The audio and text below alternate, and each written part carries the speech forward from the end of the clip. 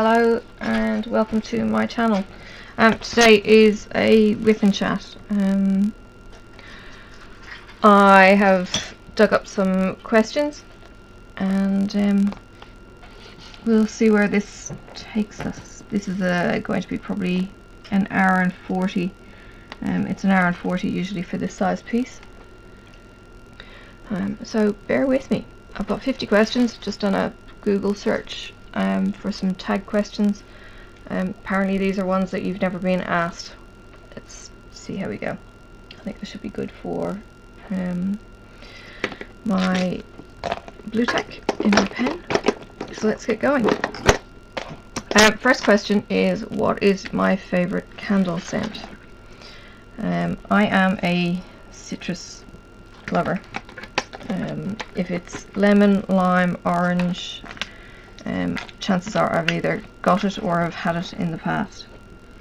I have a candle shop here in Hobart or Australia, I'm not sure, I'm assuming it's Australia wide, called Dusk, and I have gone in and bought the tea lights, and I used to have them lit around my desk area or my desk area at work as well. I used to get melts for work because I figured that they might be slightly less dangerous to have on my desk.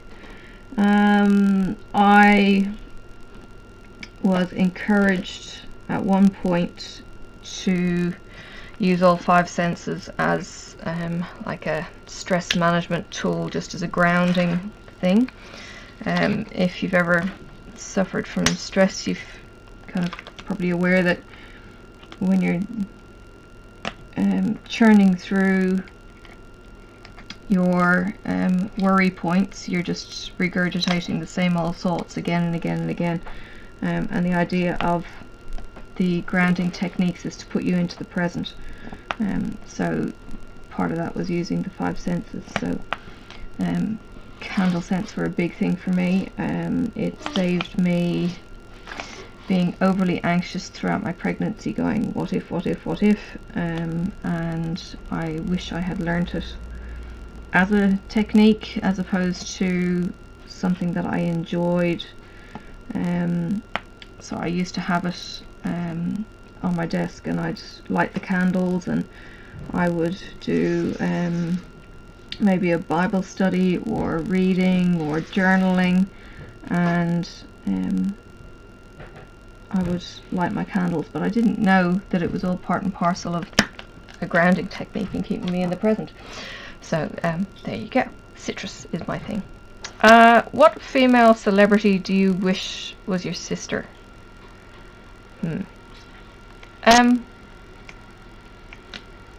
Female celebrity. I don't know that there's any female celebrities that I'm particularly enamored by. I'll probably stop doing this tag and I'll go, oh my god, it's her and she's awesome. Most of my celebrities, I guess, would be, oh no, I wouldn't even go as far as saying that, being UK based, but they're not.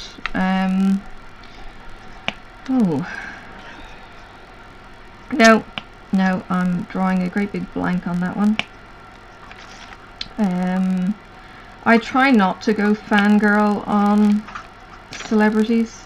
I don't quite understand the whole squeal and jump up and down and go crazy like that. They're people, and they're people just like you and I think. I think they'd like to be treated like they're people like you and I.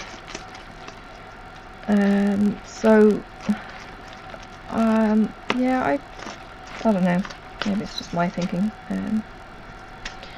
I could be wrong, but female celebrity. Do you think of any female celebrities that I might like? Female? I never normally mention female celebrities. It's normally the guys. My former girlfriend, whatever name, married the other one. Oh, my husband's just saying his former girlfriend who married the other one. That's really helpful. No, well, she might not have known that we were in a relationship at the time. My ex had a thing for Jamie Lee Curtis. No. Oh, no. Yes, well. Yes, the ex, yes. I think it was because of her short hair. He kept on wanting me to have short hair. Yeah, don't know. And he liked older women. Darling Buds of May, that one. Darling Buds of May.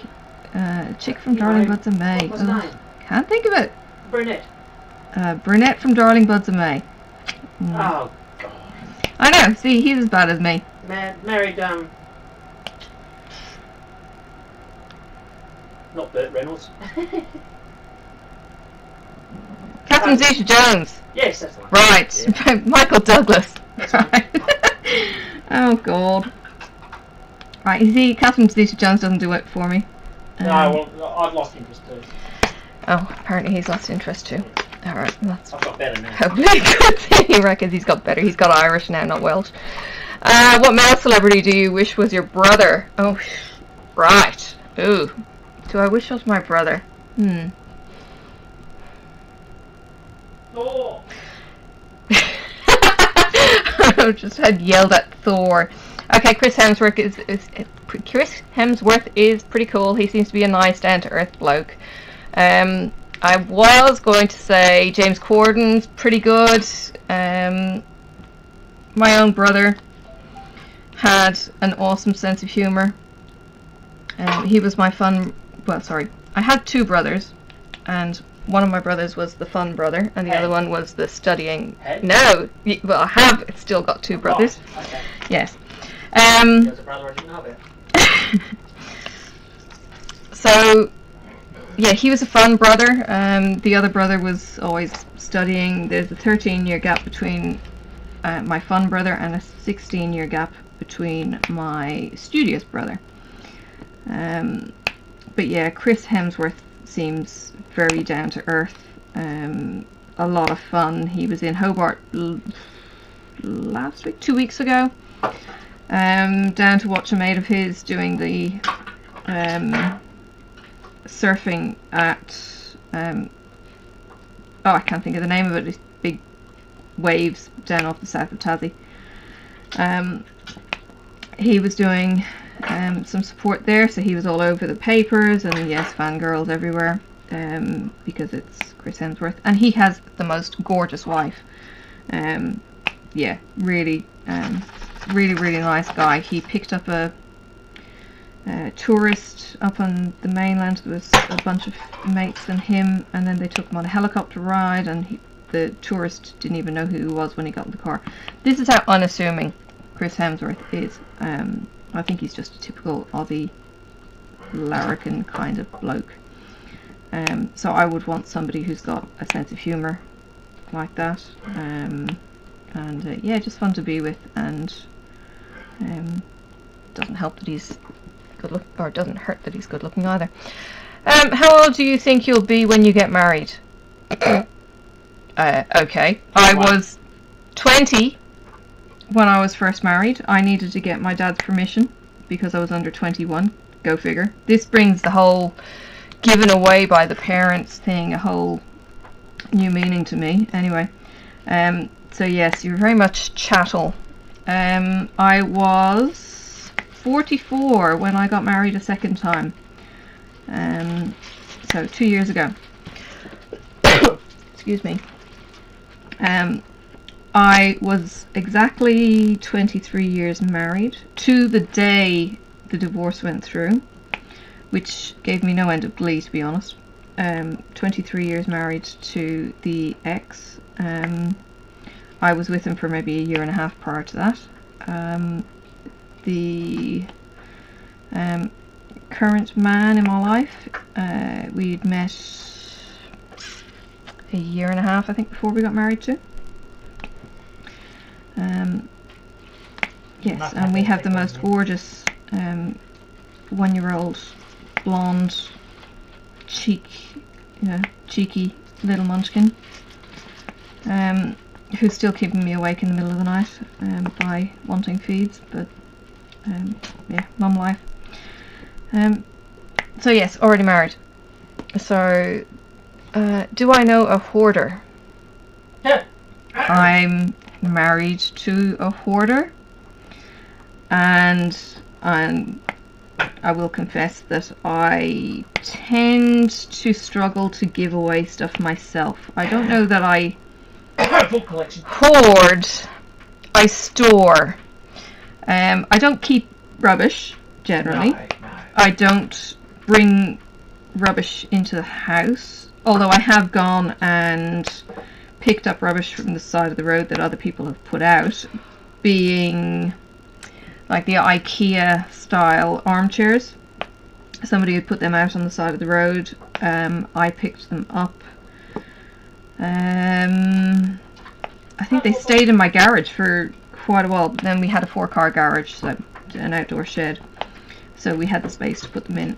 In my current home though, I've got one in the house, and I gave one to my beagle because he's a cat, and he has destroyed the cover because he destroys anything that is designed to be comfy for him. I think a polar fleece jacket that cost me something like $150 got destroyed in about half an hour by the little turd. And I was trying to keep him warm for winter because beagles have absolutely no coat. They just have the single flat hairs. So the poor guy was shivering, so instead he just snuggled up to a retriever or a sheepdog that we had, and chose not to be nice and warm with the polar fleece jacket as well. Anyway, so yes, am I a hoarder? I have an awful lot of books. My big thing when I was a teenager was reading, and I would read Enid Blyton a lot. I used to read to disappear into the stories, I suppose, because the stories were so much nicer than my reality.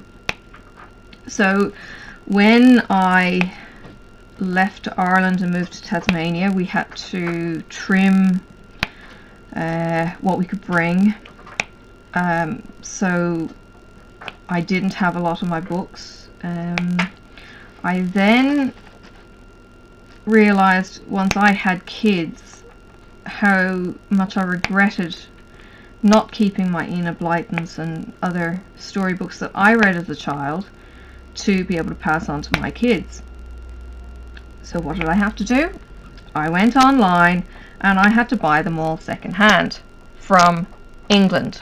So they cost maybe £2 or £1 even, but the shipping was like $5 each.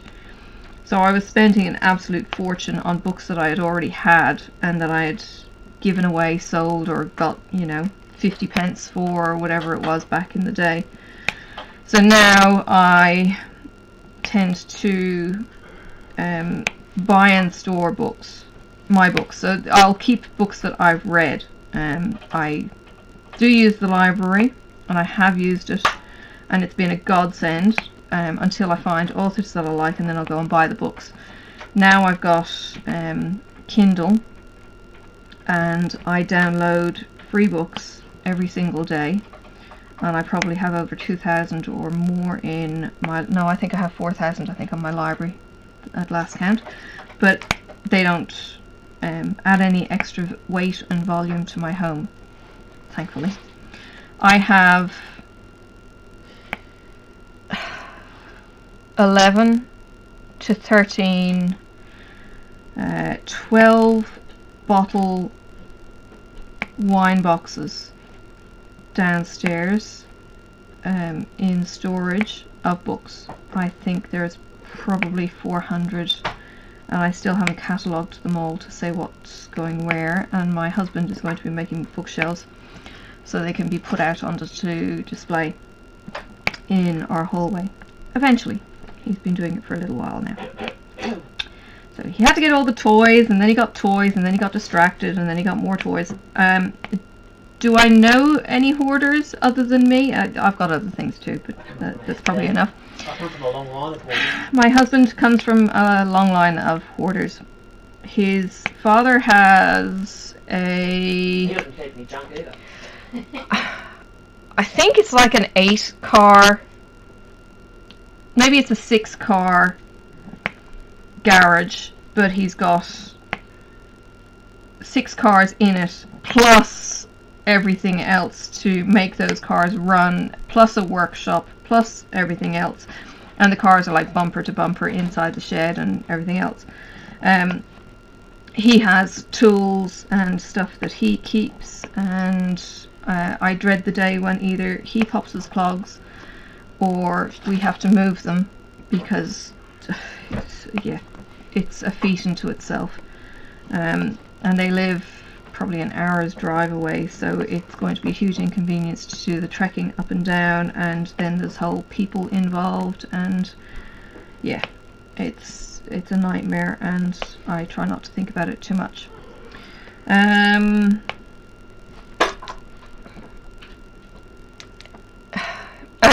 my husband also stores computers and computer parts, and at one stage he was buying, no, he might not have been buying, he might have been getting computer parts and then dismantling them, taking all the screws out and keeping the screws. So he's got a jar of screws and nuts and everything else that you want that's gadget oriented, he has, or can get it. Okay, can you do the splits? No. I have tried in the past. I am so inflexible, it's not funny.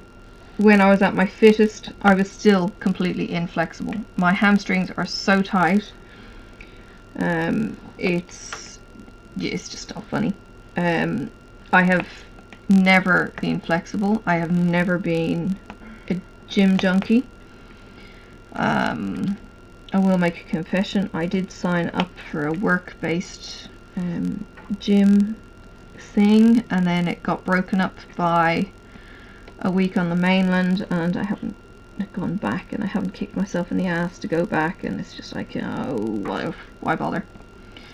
Yeah, gym is just not my thing. I don't like getting hot, sweaty, puffy, out of breath, and you know how people will say that exercises releases all the good endorphins and all that kind of thing? No.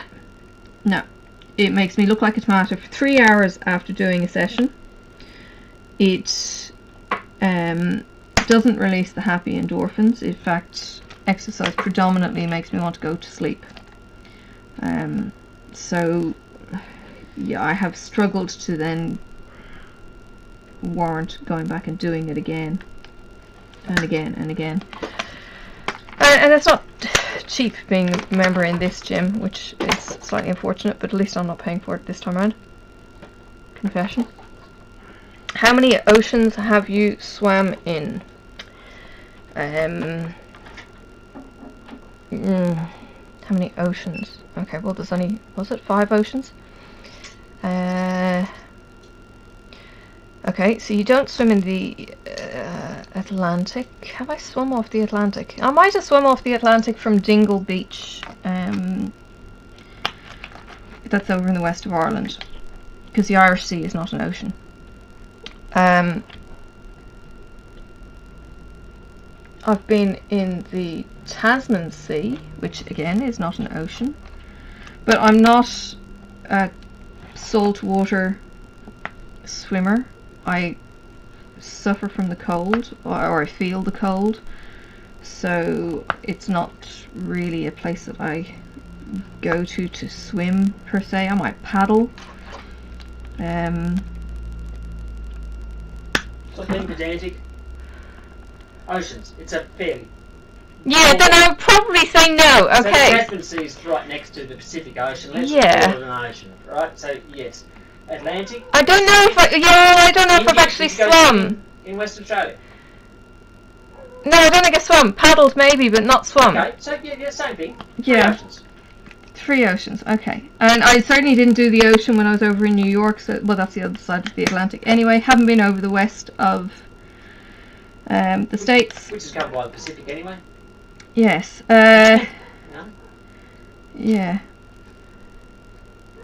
So no, not a big sea swimmer or paddler or anything else. Next, how many countries have you visited? Well, you know what? I'm Irish. and have been to the UK lots with my family, as in my dad bringing me, because his family and my mum's family were both from the UK. Sorry, they were from Ireland, but they lived in the UK. A lot of the family was kind of split between the two. As happens, because the Irish used to have to leave to go and get work, and my dad did work in Oxford for a long time, and then half the rest of his life was in Ireland, where I was brought up. So Ireland, England, and then I started traveling. Sorry, my first big trip was to France when I was 16. I did an exchange in Lyon, and I actually got into trouble for sunbathing on the bedroom floor of the apartment because I was going to get eaten by mosquitoes. Peek, peek, peek, peek, peek. This crazy French woman yelled at me. The storms over in France were absolutely incredible. Didn't travel then, I don't think, until I met my ex, and because he was involved in ferries, he could wangle free ferry trips for us.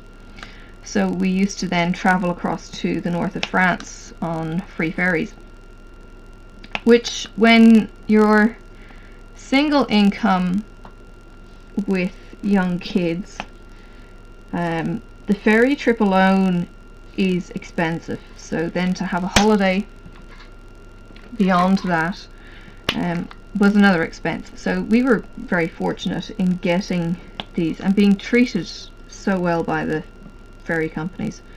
And then they get written about in a magazine called Sea Breezes, and they'd get, you know, promoted or written about, and the ferries would get written about, and then the holiday destination might get written about. And we ended up actually getting a Eurocamp holiday as well out of this, because my husband then used to write articles. Ex-husband. Yes, he was a husband then. So yes, north of France was the hot destination. Went to Holland, again, ferry trip, and that was like 5 o'clock, maybe 6 o'clock in the morning. We were there for breakfast. I got a pair of Dutch clogs that were short, not wearable ones, they were decorative ones, and that's about all my experience was with Holland, because it was still asleep. And I did drive through, where was I? I'd have driven through France at one point and up to Holland, and again that was just kind of, oh, and I did Belgium with my ex, and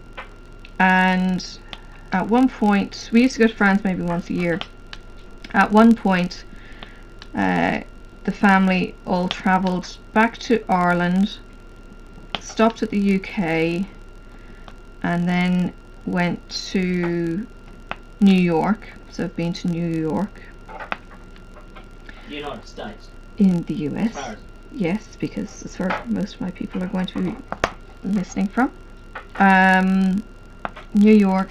Have stopped in Kuala Lumpur in a flyover. Have... Which country is that?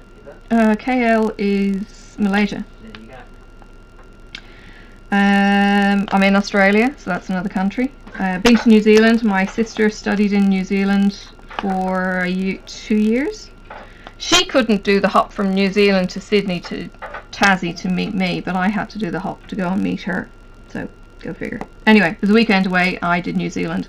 I had hot chocolate where young Chelsea Clinton had hot chocolate, and that's where I converted my brother-in-law to chili hot chocolate, and we had chili hot chocolates there, and I have since done chili hot chocolates at home because Lindt make a chili chocolate, and it works brilliantly. 2 squares of Lindt chocolate makes a melted hot chocolate, so like a Belgian hot chocolate, for want of a better term.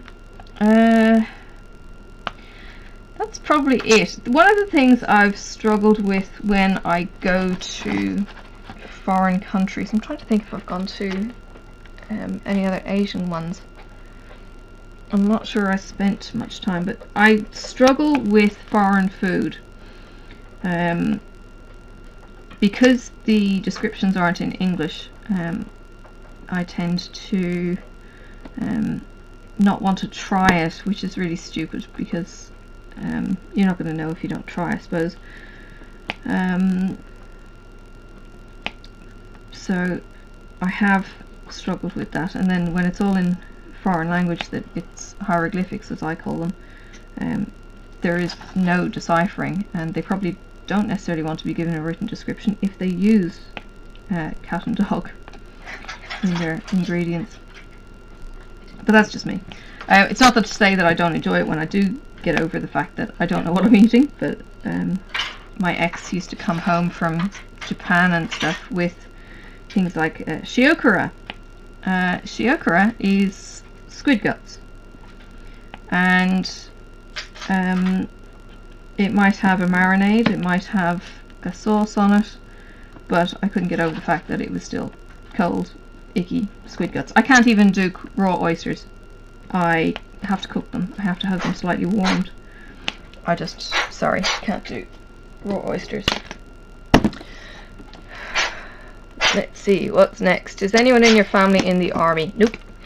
The Irish were neutral, so no one in my family was army, navy, military of any kind. The only encounter we ever actually had with the war was my dad in boarding school had the blackout curtains fall on his front tooth and knocked it out, so he had a false front tooth. So that would be the only war story I'd even have. My grandparents weren't in the war, and I don't know if I even met half of the grandparents. What would you name your son if you had one? Well, I have 4, and I've named them. No, I have 3. No, I was going to say. Because no, there isn't a missing son. Oh my goodness, I've lost count of my children. Yes. In no particular order, I will say what their names are. So there is Justin, Ian, David, Simon, Mark, Andrew. That's 6 names. In no particular order, just because I'll keep their identity neutral. So that's their first and second names. So the reason why we used David is because that's my dad's name, and it used to be a tradition, sort of. Anyway, it was my way of marking respect to my dad by giving one of my kids his name. The name Ian was chosen, I think, not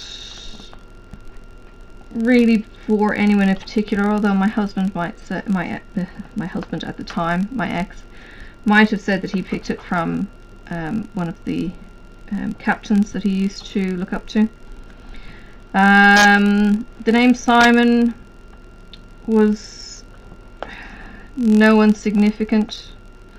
The name Mark was my nephew, who died at the age of 7. He had some kind of condition where apparently the brain sends a signal to the heart to keep beating, and that signal stopped.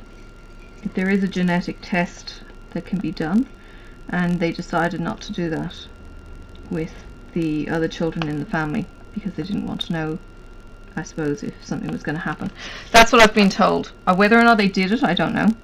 Whether or not the others have tested themselves since, I don't know. They are now in their mid-20s. The boys' names were chosen reasonably carefully, in that I didn't want their names or their initials to stand for anything. Mine, for instance, at one point was PMT, thanks to my confirmation name. And I didn't want my children to be nicknamed over and above their actual names, because I know how nasty kids can be. When I was a child, I was a redhead. Now I'm more strawberry blonde, but I used to get teased by, you know, was a redhead, piss in the bed, kind of derogatory sentences and that kind of thing that these nasty little bitches do to each other, because, like I say, kids are pretty nasty. So I didn't really want to give any excuses, so I was pretty careful with their names. If I named my daughter, what would you name your daughter if you had one? Well, I have named her. I have 3 as well, and in no particular order. I have a Sophie, I have a Kate, I have a Jenna, I have a Shannon, I have a Judy, I have a Dawn, I have a Rosemary, I have Hannah. Now, some of the stories with the girls' names, you'll see from my channel that Sophie is our current little one. She was named, well, we like the name Sophie, it was fairly neutral. The name Rosemary is partly with my mum's name, and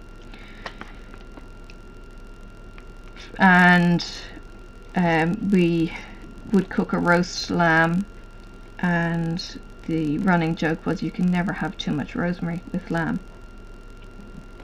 So we kind of played on the name Rosemary and used my mum's name in there.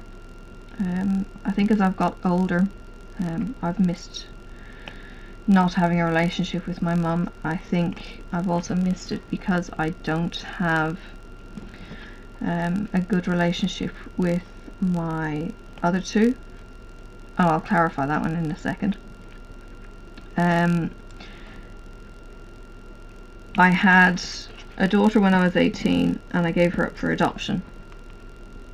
So she was given names that were significant to me at the time, to do with the river in Ireland, Shannon, to do with Hey Jude, the song, which was playing when she was born, to do with the dawn, because she was born in the dawn, to do with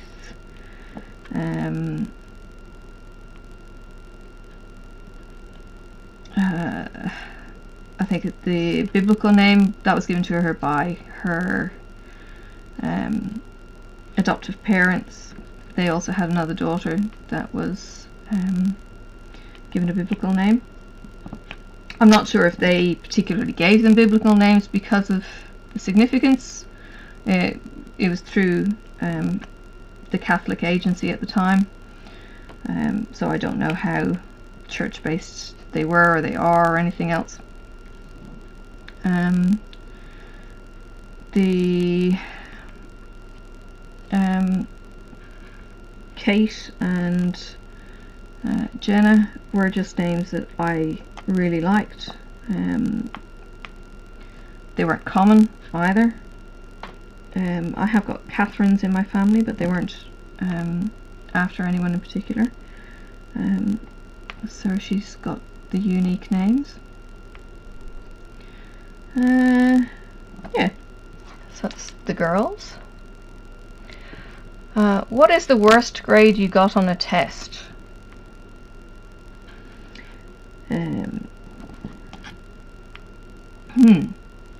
I might have got an F back in the day. I can't remember what it would have been in though. I was a fairly average student because I struggled with conformity as I was growing up. I was very much a square peg in a round hole, or I was just so ill-fitting in everything that I just didn't fit. For me to even do uni exams now, I struggle because again it's all about conformity. It's all about rewriting somebody else's opinion that I may not actually agree with in such a way as to pass the scrutiny of the person who's doing the correcting. I can't do that. I never could conform, and I hate conforming now. If my nails are anything to go by, let me see. Yeah, they're purple, orange, foil, yellow, and that's just this month.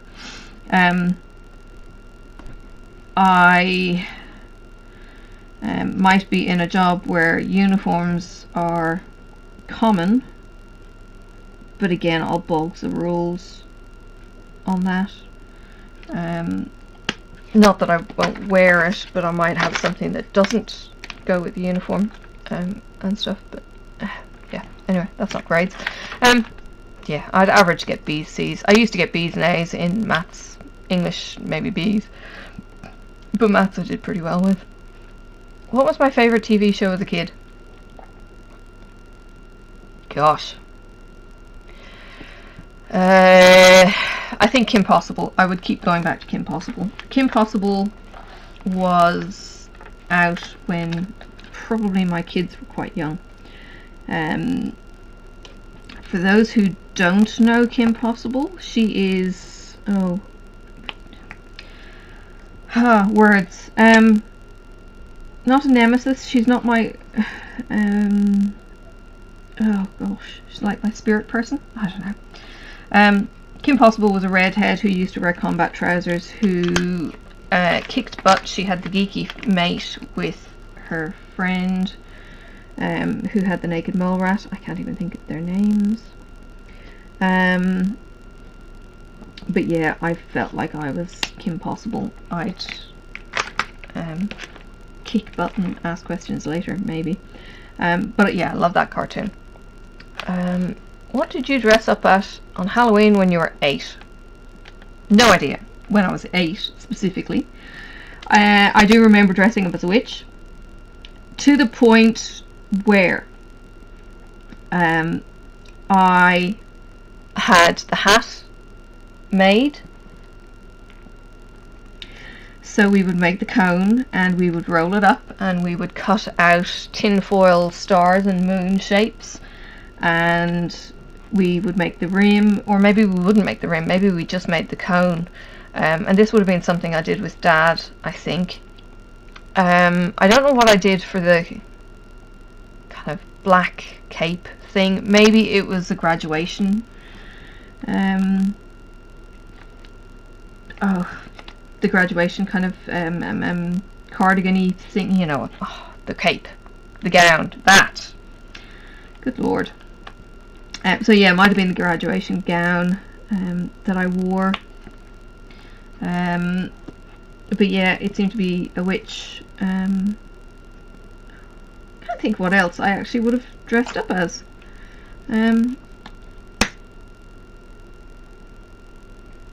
Maybe I did the witch on more than one year. Have I ever read any of the Harry Potter, Hunger Games or Twilight series? Okay. When Harry Potter first came out, I was, I think they're 20 years old now, so 20 years ago. So my kids were young, and I had just moved to Tasmania. I'd got back involved with the church, and in my what will we say, naivety, zealousness, stupidity, maybe. I don't know. Anyway, I banned Harry Potter. I actually went completely troppo, and I think I threw out most of the Pokemon books because they were demonic. Here, let me go. Demonic quotes. They were frowned upon. And let me just try and explain this. From the point of view of dabbling in things, that's all well and good, and the initial might not mean anything, but when you're dealing with kids who life gets a bit hard for them and they disappear into their world of fantasy and books, like I did, maybe there was a lot of transferring my hang-ups onto my kids, I don't know. I decided that they weren't going to get in on this, and things would only get darker with the magical stuff, like the Harry Potter things, and I decided not to let my kids watch it. What I actually had said to them was, I'll look at it first and then I'll decide whether or not you guys can, and that was okay. But and that's where my decision came from. I didn't want to be making it on somebody else's opinion, which there was lots and lots of opinions when Harry Potter came out, how dangerous it was and how it was setting kids up for all kinds of yeah, just non-Christian kind of thinking and everything else. And then other people were getting on the Harry Potter bandwagon and saying, oh no, there's the sacrificial, there's the Jesus-like, you know, behaviour and all of this kind of thing, with Harry being sacrificial and everything else. So there was people trying to make connotations left, right and centre. It was getting really ridiculous. So I watched the movie first and thought, yeah, I can see how this could absolutely suck kids into, because it was just fantastic. The cinematography and the story, and you know, if you wanted to try and then pretend to be the wizards and all that kind of thing, and you wanted to fly, and okay, well, some of the things might not be real in that, okay, we can't fly on broomsticks, although some people will beg to differ on that one, but there was things that they could get into, like they could start looking up spell making or chants and all that kind of thing. And while it might seem innocent enough, I guess coming from my broken child perspective, I didn't want my kids getting involved in that. So I said no. I then got the book out of the library, and because I had said no to my kids, they then, one of them said, you told us we couldn't read it, so therefore you can't read it. So I had to send the book back to the library unread, which is fair enough. And I suppose stood by both my word and what they wanted from me as well. So I didn't get into the Harry Potter series until 5 movies happened. And then we were able to watch them back to back, and I could actually see how they were getting darker and darker and darker as it went, from a movie point of view. But movies are not books, and movies get reinterpreted by the directors and by the script writers and everything else, and they leave out so much of the backstories and everything. So it was only, I think, last year that I went and I bought the set of Harry Potter books, and I read them, and oh my god, I have loved J.K. Rowling's writing style.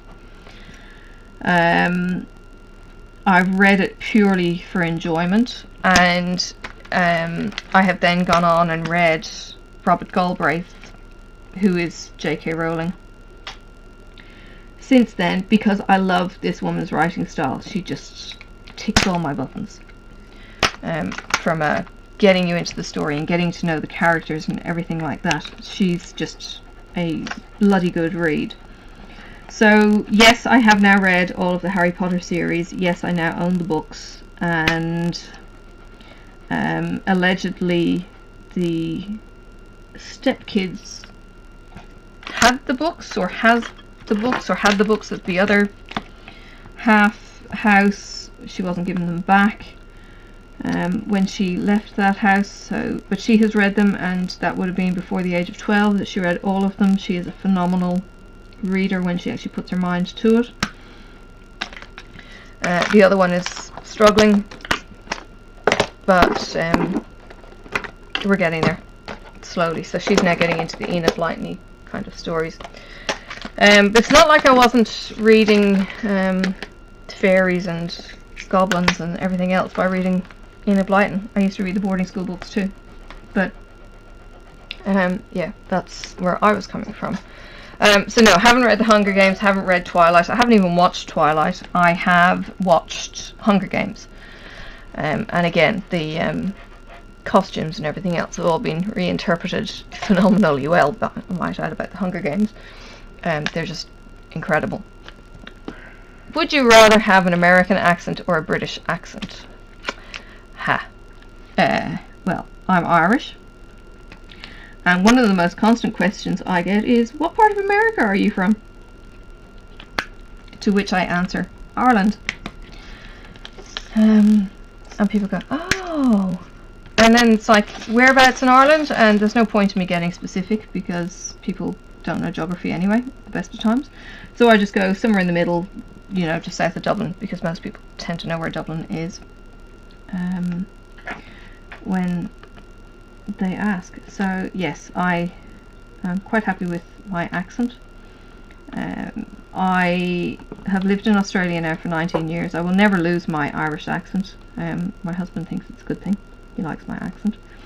But I have got the colloquialisms, the sayings. I do have them, and while it doesn't necessarily change my accent, it does kind of change how I say things. In saying that, I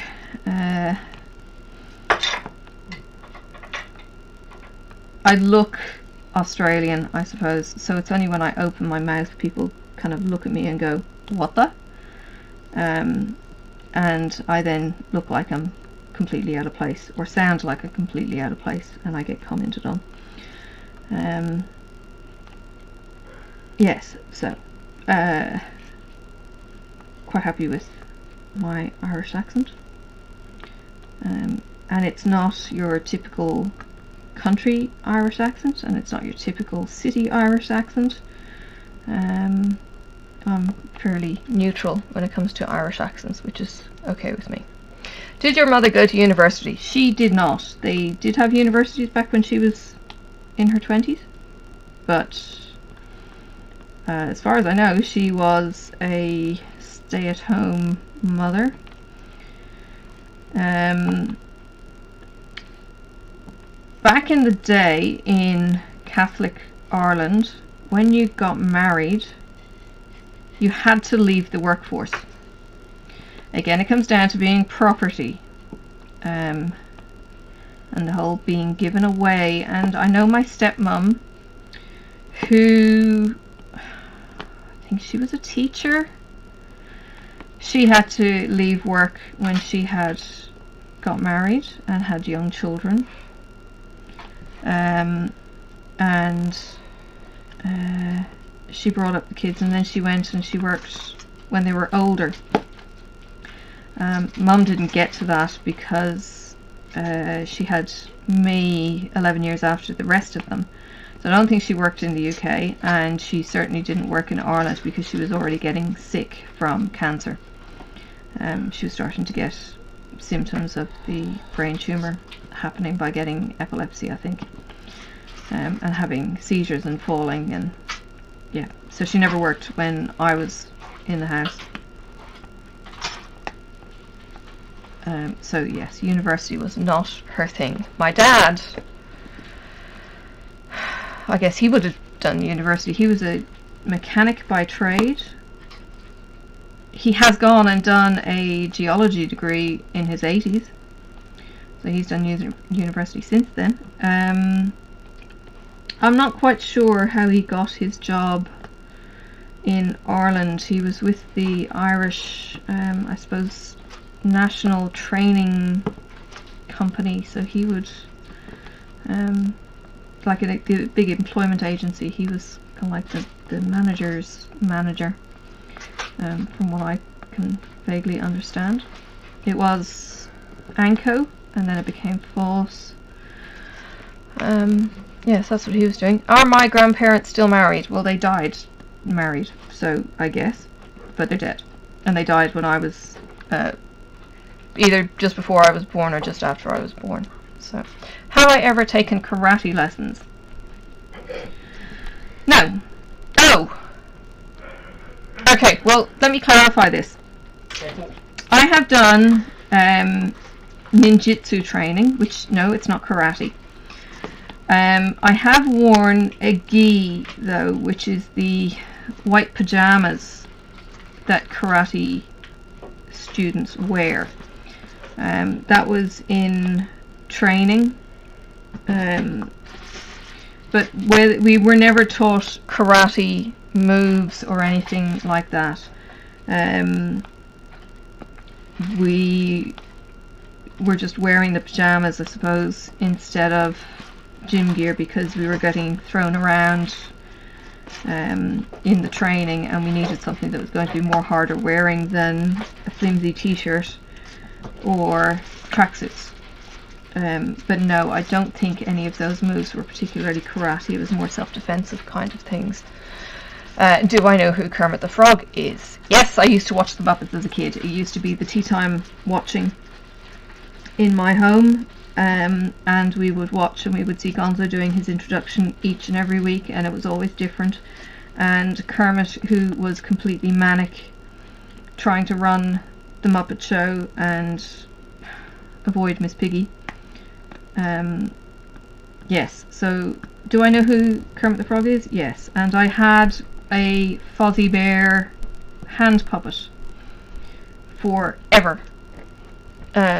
I don't know if I still have Fozzie. I probably still have Fozzie. He had a little plastic hat, and he had the mouth that opened and closed, and he had a baggy body, and yeah, that was the only thing that I used to do with the Muppet Show. What is the first amusement park I have been to? We're 53 minutes in. Okay, first amusement park I had been to.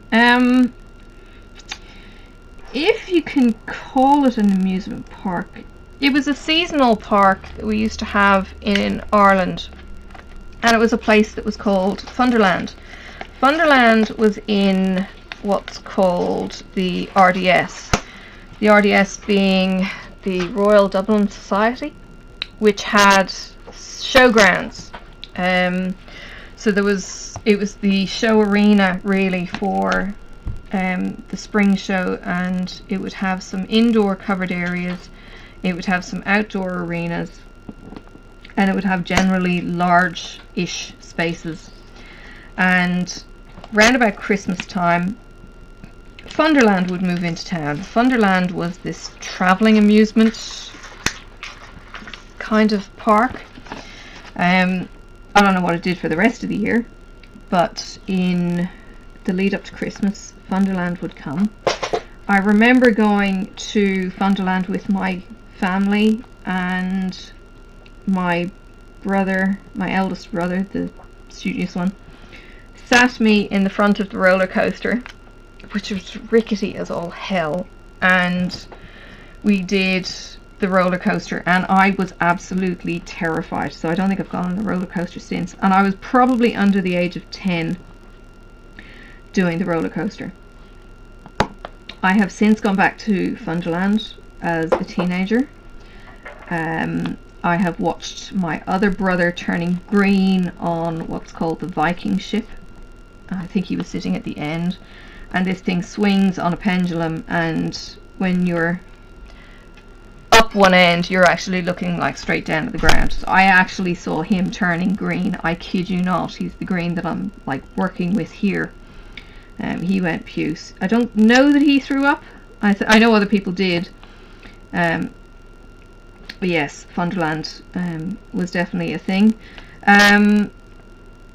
Amusement parks. No, haven't gone to any big amusement parks like Disneyland or anything like that. There was a big deal when Disneyland Paris opened up, but we didn't end up taking the kids there, probably because of their age, and it wouldn't have been appropriate. They just wouldn't have been able to go on the rides or something. Yeah. So that wasn't something that we ever did. And when we moved to Australia, there was Movie World and SeaWorld and stuff on the Gold Coast. Again, didn't go there probably because of the cost. We did go to the Gold Coast, but we didn't do the theme parks, I don't think. Oh, the other park I did go to when I was, I think it was 7. I went to a place called Black Gang Chine on the Isle of Wight. Not necessarily an amusement park, more like a summer camp park, but one of the places had to do with the Pirates of the Penzance, and there was I suppose it was like a theme park where you walk around, and I know I've got a picture of me in a shark mouth at that age, and I was riding ponies and things like that. It was a Ladbrokes holiday camp, so any of you who might have been familiar with the English show Heidi High, it was that kind of place. It was a Butlins type of place, if you can call that an amusement park. But from the point of view of rides and things, it would be Funderland. And I used to do things like the saucer, so the one that spins around on the skirts that goes up and down, and you've got the cups then that spin. Used to do that, and we'd get these lunatics who would come and actually spin the cup as they do. A couple of strays. And I used to enjoy the spinning, but I didn't enjoy the up and down undulations and the high speed turns, and I wasn't reckless. My husband now is certainly the reckless one, and my daughter would probably love these kind of things. She'd probably be very questioning on the first turn, and then she would be going back for more after that, and I think the middle sibling would also do that in the house. What language besides your native language would you like to be fluent in? Fluent. I don't know about would I like to be fluent in. I can do French. It takes a bit now because it's been a long time. Like I had high school French when I went to France at the age of 16. You know, where is the butter, where is the dog, where, you know, things like that. Business French is a lot different from that kind of French, and conversational French is different again. I do have a stepbrother who is fluent in French and in Irish in ways that I have no idea how the heck he can do this, but then he's creative too, so it's the right side of his brain, I guess. It's working. Look, it's in a screw. My Irish speaking is not fluent. It is Pidgin Irish. I can speak it better than I can read it because it doesn't read like it sounds. I used to go to what we call the Gaeltacht when I was a teenager. That's basically Irish summer school, where it was fully immersive. Okay, I actually started off going to day camps, which were sports and everything, sports and some lessons, dancing through the Irish language, but then we'd leave at the end of the day and we'd go home. Then I went to the Gaeltacht, which was actually 3 weeks live-in the houses of hosts, and I did that over in the west of Ireland in Connemara, and I did it down in Dingle in Kerry. loved it, doing that. You were basically living with teenagers, I suppose, with a few adults thrown in, but I loved the dancing and everything else, and I used to be able to get by fairly well with conversational Irish, but I don't think I could translate it too well now. I certainly understand more than I can speak, and I have tried on occasions to teach my kids Irish, but it never really got further than that. My sister, who did missionary work over in Africa, used to do Irish with the kids. For some reason, she'd teach them words and stuff. So it's a fairly strong, I suppose, piece of our identity, maybe. We had a family that was across the road from us who were Irish speakers, and in suburban Dublin that was quite unusual. You didn't get Irish speakers, but Liam was a newsreader in the national TV company, and he had the job in the city, so I guess that's where they had the ability to be able to do that. So they spoke Irish at home, and he had the Irish speaking job, and I think his sons have gone on to do similar Irish speaking stuff. Yeah. Irish and French. I chose not to do German in high school. German was the other option, because the first year everyone said was all you were doing was you were learning grammar. So it was literally like me, you, him, her, and it was all of that kind of lesson for the first year. You didn't actually learn anything about speaking the language whatsoever.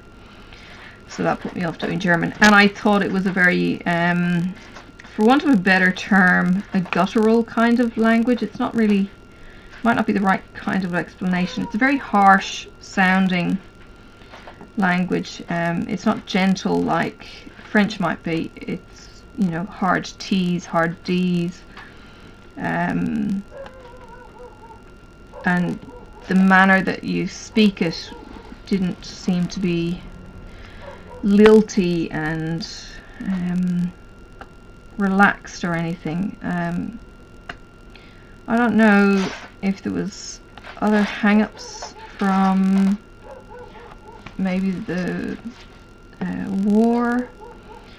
The Berlin Wall was still up at that stage. There was still quite a bit of conflict, so Germany wasn't necessarily somewhere that I thought, oh yeah, that would be one of the top places to go visit, or the German language was somewhere that you could use in other places, whereas French was much more diverse. You had French spoken in Africa, and you had French spoken in Canada as well as in France, so it was much more diverse. Spanish wasn't an option. I was going to say my town, but actually it's probably half the country. Used to get invaded every summer by the Spanish students who used to come over for the summer and kind of do what I did in France, but they come over in the hordes. Actually, I think they lived in individuals' houses, so you could host them for the summer, and you got paid to do it, and they would hang out at the bank in a village area that I called Dean's Grange. So they'd get the bus directions, and it'd be Bank of Ireland, Dean's Grange would be where they were going to, and they would be literally in their 20s to 50s, these groups of Spanish teenagers. I had Spanish girls in my boarding school, and got to play cards with the Spaniards with their swords and cups deck of cards,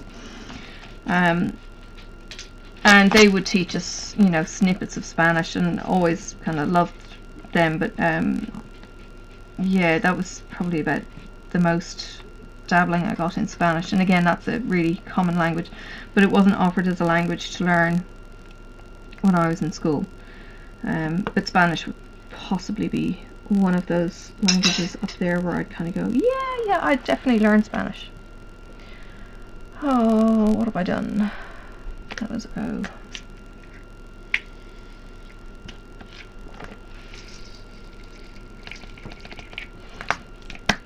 And I found a shamrock. Oh, shamrock here.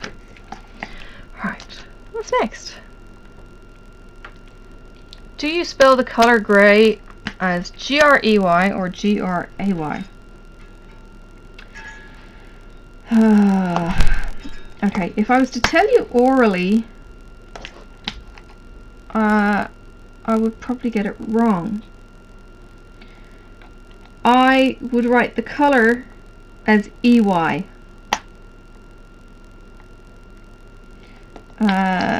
Which I think is the English way of spelling it. I think there was a difference between the two, but can't recall what it is now.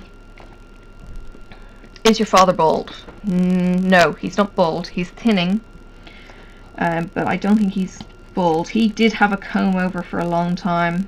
That was terrible. It wasn't a bad, because he wasn't bald. He just had this long wisps that he would use his bristle brush and comb over with.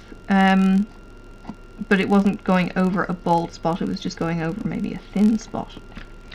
Do you know triplets? I don't think so. I know twins, but I don't think I know any triplets. They just weren't a thing in Ireland. Big families, but I don't think there was triplets. You know what I did get sucked in on though, stupidly, was my ex, when I got pregnant with our first child, goes, hey, there's twins in my family. He was singleton in a single family, and he didn't have twins in the family, and I stupidly believed him for some reason. But no, don't know any triplets. Do you prefer the Titanic or the Notebook? I think I cried more watching the Notebook.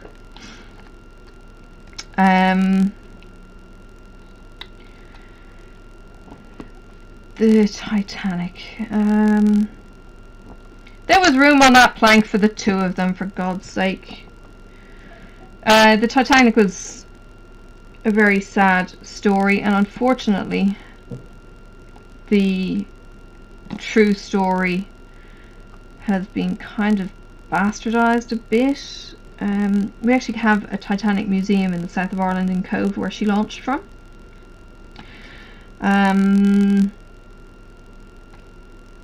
Yeah, there's a lot of, did the Carpathia really see her? Was there another ship on the horizon? Was there the stories that they say in the multiple films? The one with, Moore, I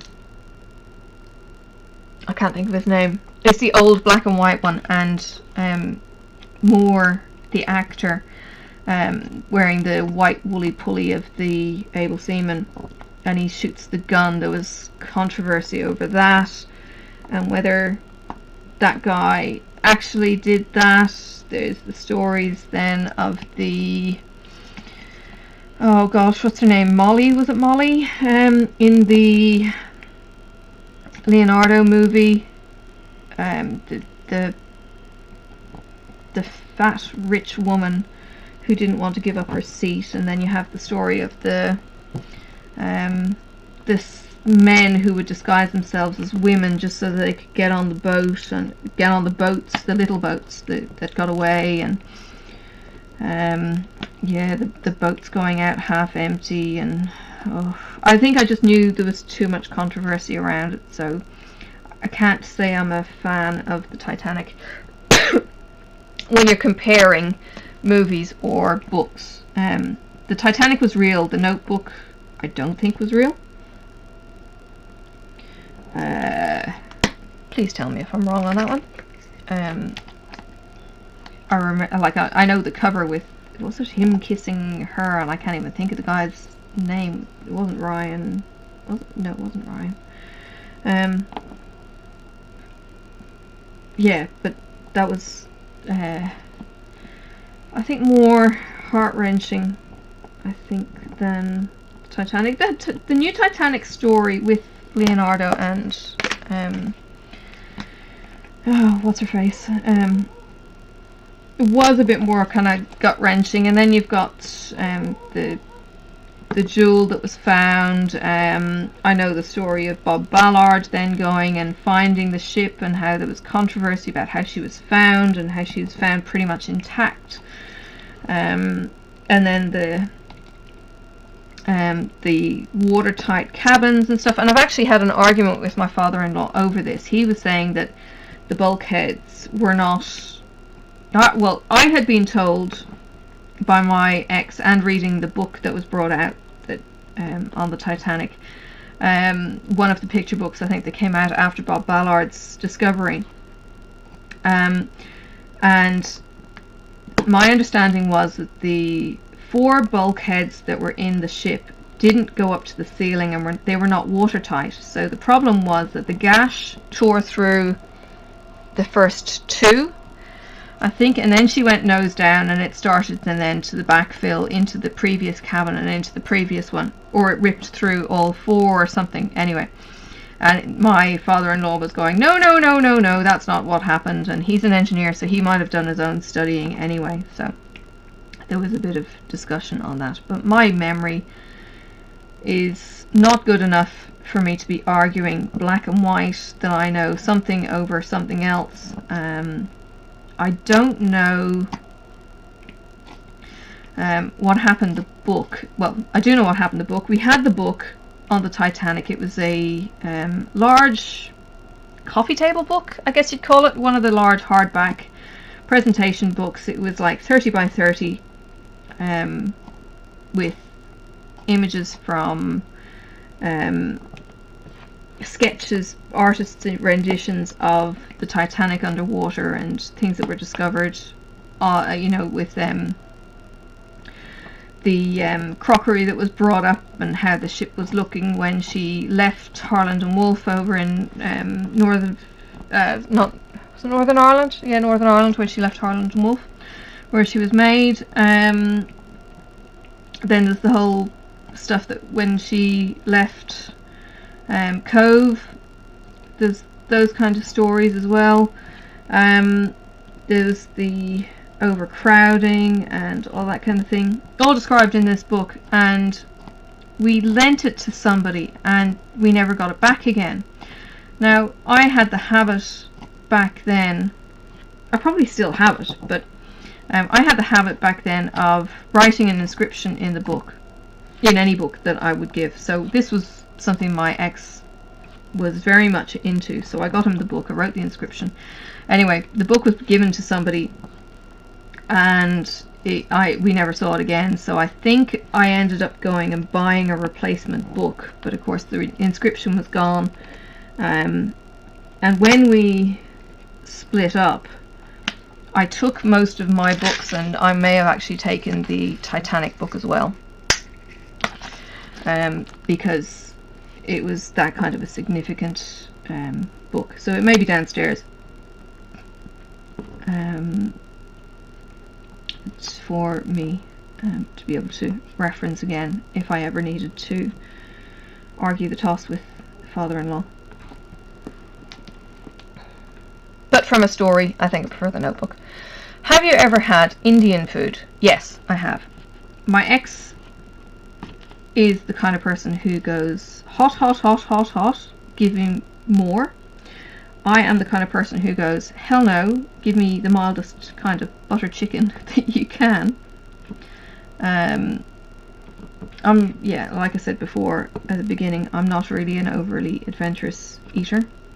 I haven't, I was going to say I haven't had genuine Indian food, but I have had food cooked for me by Indians. In our home, we used to have what we call house group meetings, or connect groups, or cell groups, whatever you want to call them. Anyway, it's a weekly get together where you'd maybe share a meal and then do a bit of a Bible study and kind of do life with people on a regular basis. So part of the group were a medical couple who were from India, and they tried teaching me how to make Indian food from scratch, and my god, it's so simple. Simple things like marinating the chicken in yogurt and throwing in this spice and that spice, and you know, I don't know, you just kind of do a twirl in the kitchen and hey, there's your dinner done. Absolutely incredibly simple and gorgeous, gorgeous foods. Yes, it's on the spicy side of things. Yeah.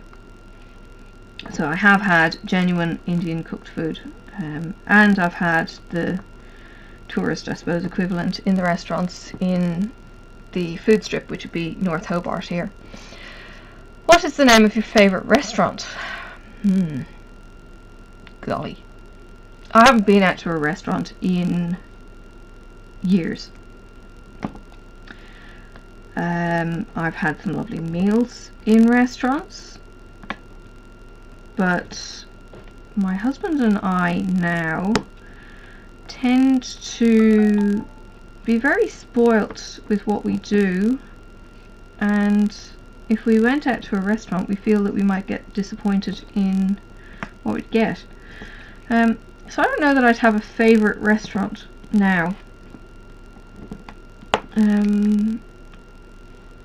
If I was to go out, I have gone out to a restaurant a couple of times. It is a bit of a mixed bag with steak on the menu, and I'd probably go to a restaurant that offers both the steak and the chicken and, you know, the variety of foods. But there is a restaurant called the Roaring Grill that would probably be up there in joints to return that I would probably go to again and again. Have you ever been to Nando's? We have got Nando's now in Hobart. It wasn't here when we moved here in 2000, but it did open up. My kids were hot fans for going after a youth group, I think, and they'd literally go and share a giant thing of chips and the peri peri seasoning, the chili seasoning, on their chips.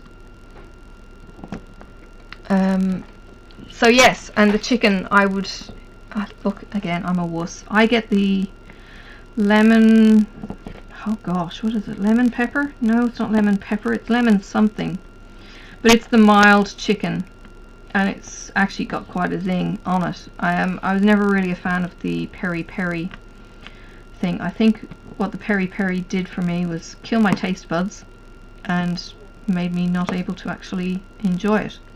I have also eaten Nando's in London when the family was over there at one point.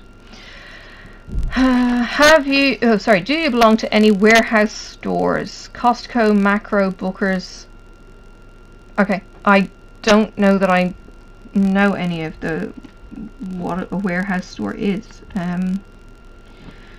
Tassie doesn't have warehouse stores, I guess. So I wouldn't know if I would be answering that accurately. What would your parents have named you if you were the opposite gender? Probably Philip. I don't know. If you had a nickname, what is it? I used to be called Pipsqueak, and my brother helped make a cardboard boat that we call Pipsplash when I was little. But no, my full name was shortened, and that was kind of my nickname, I guess. It was only when I came to Australia and I needed an online persona that I started using Pippa, and it has since stuck. I only ever knew one other Philippa in Ireland, and she was a Pippa. She was a redhead too. And now I work with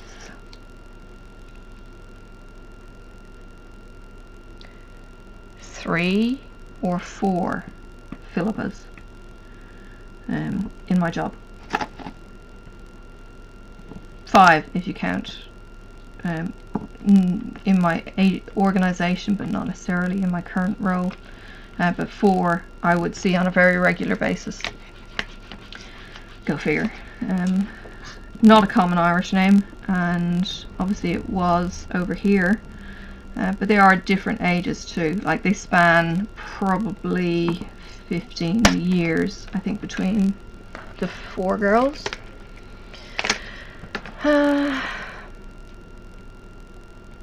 Who is your favourite person in the world?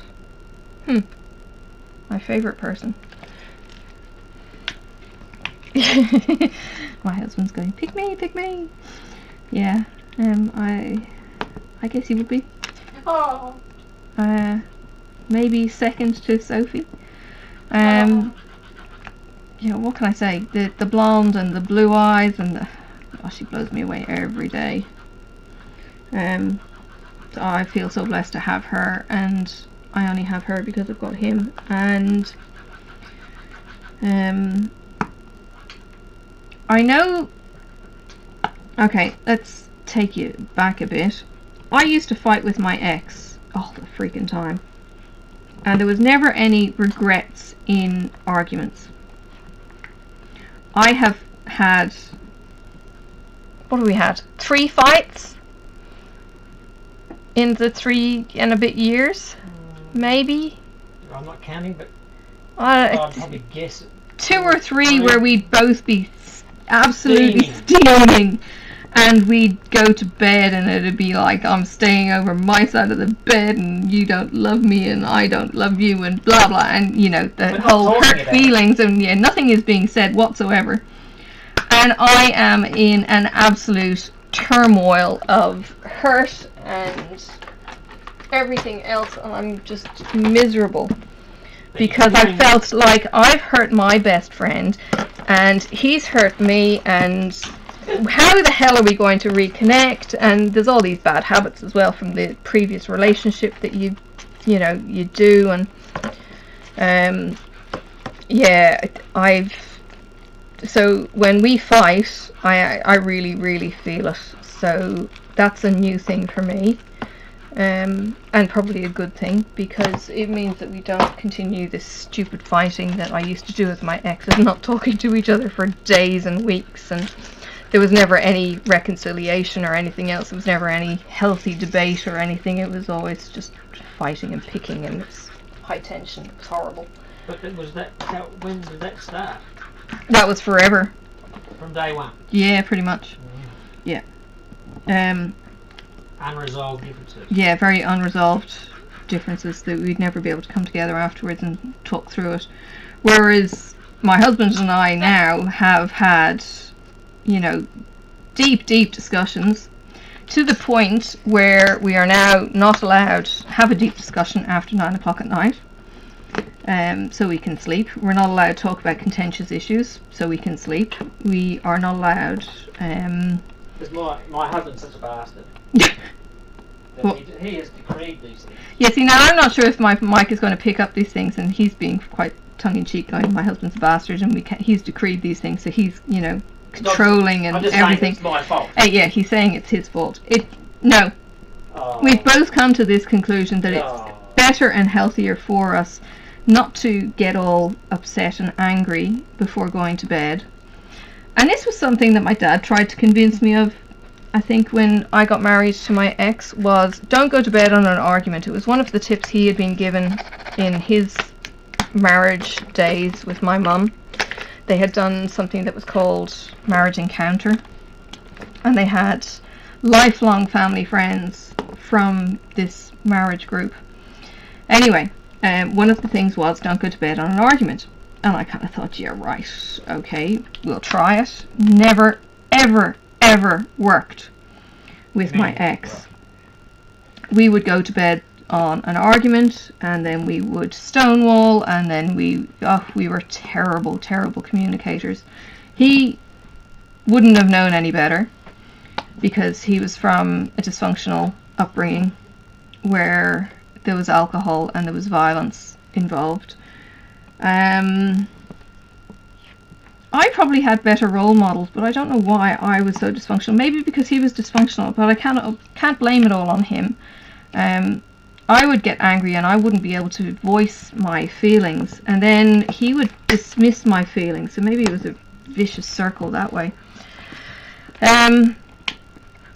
So yes, he would definitely be my favourite person. I have spent... Who? My husband, currently, is my favourite person. Sorry. No, so my husband would be my favourite person. I have spent the guts of a year every day, all day, in his presence, and have not got sick of him, have not sought solitude or sanity escapes or anything else, whereas my ex, God. This is me blushing, by the way. Oh, my husband's blushing. Aww. Gee. No, so he would definitely be my favourite person. I didn't think I'd ever be able to do what we've done together, with the communicating and the friends and the laughing about shared experiences, even though we lived on the other side of the world from each other as we grew up. So yeah, he's my best. Would you rather live in the countryside or in the city? Haha. Okay. I have lived in suburbia, and I have lived in what's called a bush, although if you talk to mainland Aussies, I did not live in the bush. I lived in the backyard. You can sand it. Okay, so I have lived in suburban Ireland, in a housing estate where all the houses were the same, and that was just the thing. And then I moved to more housing estates where the houses are all the same. Then I moved to Tasmania, and the houses are all different, even on the same street. It's ridiculous. If you think... this was my experience with Australia. When I was a teenager, I always thought I was going to go live in the States, and I ended up living in Australia. Kind of, who picked that? Watching Home and Away or Country Practice or anything else, they call streets streets here. So they're